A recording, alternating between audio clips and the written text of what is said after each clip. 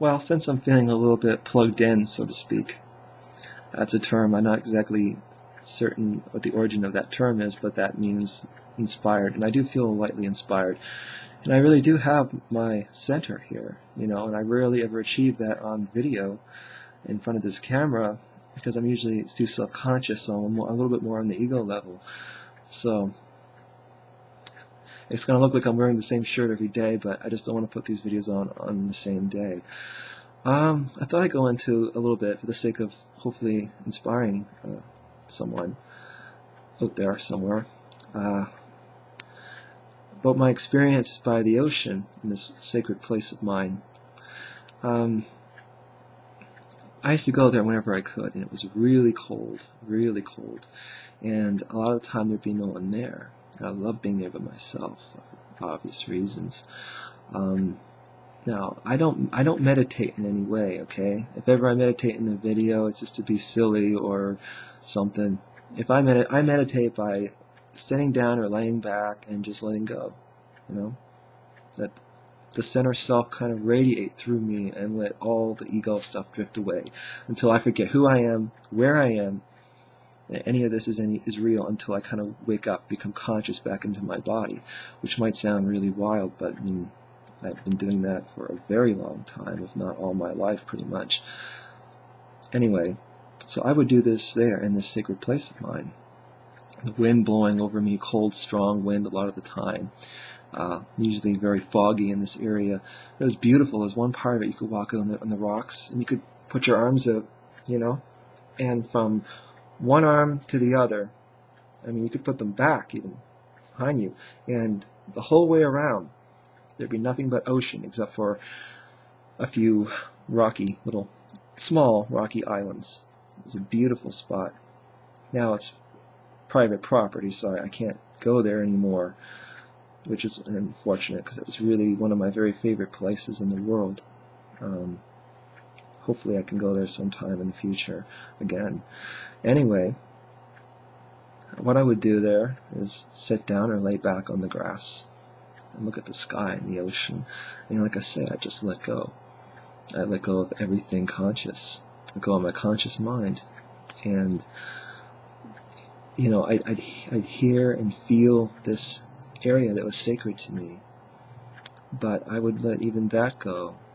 There was an awakening. It wasn't just through me, but it was through this area. See, again, there's something about a sacred area that I felt an awakening that wasn't even necessarily an altogether normal awakening, or that this area, this particular place, would somehow help me to awaken to a different level or in a different way that I ordinarily wouldn't. But I mean, it was purely me, purely personal. It was a true spiritual awakening of myself. And this is going to sound egocentrical, but I think this is important, because I think that this applies to the consciousness of any person, or man or woman, I guess I should say.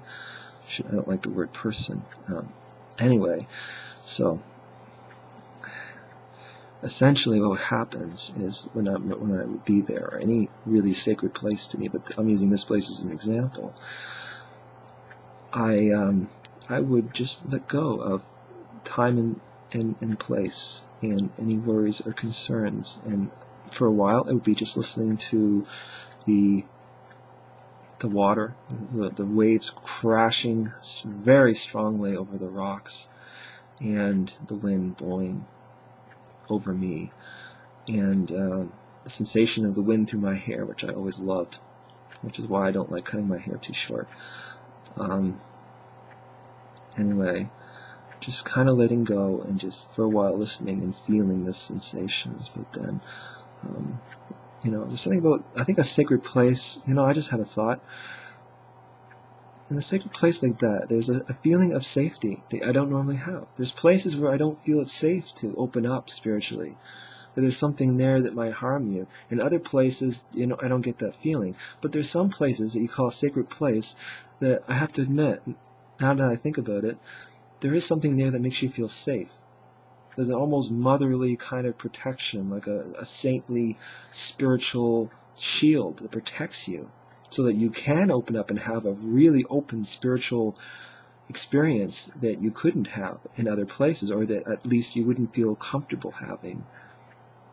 So to really kind of open up, because there is a, how do I put this, a psychological nudity, where you're kind of taking off the clothes of the ego. That's kind of a weird metaphor, but I think that you'll find that through mythology.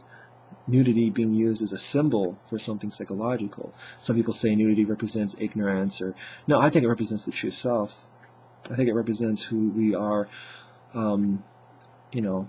be underneath all our pretension, our pretensions, our make-believe, our lies, and playing the game underneath it, who we are.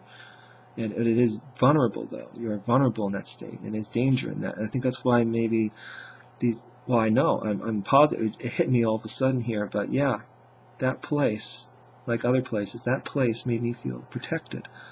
I don't know what it was, but there was some kind of protective force that I felt there, and I could let go completely, or as completely as I knew how to let go. And I realized that all of this was me. The wind, the air, all the energy and the feelings, it was internal, it was eternal. See, this energy, everything is energy, and this energy of the wind and the ocean, the energy of this place, it never ends. It goes on through infinity. And it is an extension of myself and my experience. And of course, in the physical sense, it is a dream. It is make-believe. What it really is something that you cannot put your finger on, meaning both physically and metaphorically.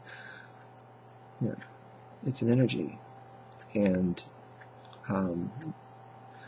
beyond that, there is oneness, which is a realization that everything is a singular energy, which I came very close to in these experiences. But there's a feeling of eternal self, realizing that I am eternal, and that all of life is eternal, and that all the physical is really just an illusion, a cover over what is really real, which is purely spiritual.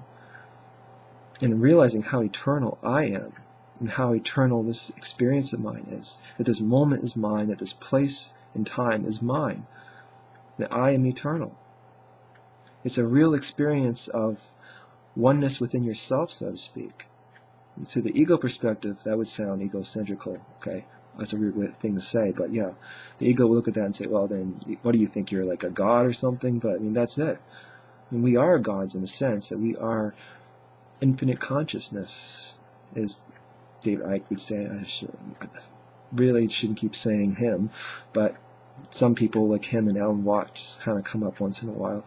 Anyway, we are infinite consciousness, and we are experiencing an infinite experience that we are meant to experience. When you learn to let go of all these distractions, you can really experience it. And again, these places were sacred for me, and I hope to find another place that's that sacred. Because some places, there's something about them that they really do make you feel protected. I almost forgot to say that in this sacred place of mine by the ocean, I often felt very inspired. I wrote a number of poems there, and one day, an entire poem, I know it's going to sound crazy, but an entire poem popped in my head, beginning to end. It was not a long poem, it was very simple, the lines were very short, but the whole poem, beginning to end, popped in my head, and I looked it up, and it was the original poem. As far as I could see, the poem never existed. It felt a lot like poems I'd written before, only very simplistic, very simple, very beautiful. And the way it read, it's just like a breath of air. It just breezed off the page. And I know I have that somewhere, in a way, in a box somewhere. I'm going to have to try to find that poem if I can someday. So much away in storage. Anyway, the whole poem popped in my head. It was almost like there was like a little fairy or some kind of entity behind me that just sort of just popped it in my head. That's true as an artist. A lot of ideas just seem to come out of nowhere, and it makes you stop and wonder, where are they really coming from? What is it about a place that's so inspiring that these ideas just come to you?